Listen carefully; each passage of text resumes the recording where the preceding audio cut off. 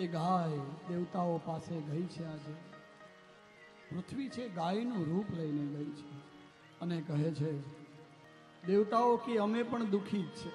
આ કંસ, અઘાસુર, બકાસુર બધાના ત્રાસથી અમે પણ થાકી ગયા. હે પૃથ્વી, હવે આ પાપ ભગવાન સિવાય કોણ ઉતારી શકે? હાલને આપણે બધાએ મળીને એની પાસે જઈએ. ભાગવતજીમાં લખ્યું છે, મારા વાલા શ્રોતાજનો, બ્રહ્મા આદિ દેવતાઓની સાથે શિવજી પણ છે.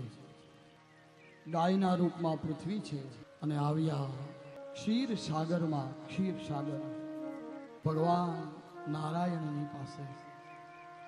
અને ભગવાન સુતા છે. આવીને જો પાછળ ચિત્ર દેખાય ને, બસ આવી રીતે શયન કરી રહ્યા છે. ભગવાનની સ્તુતિ કરી છે. આકાશમાંથી આકાશવાણી થઈ છે. પૃથ્વીના ભારને હરવા માટે મારા અંશ સાથે હું યદુ વંશમાં પ્રગટ થઈ.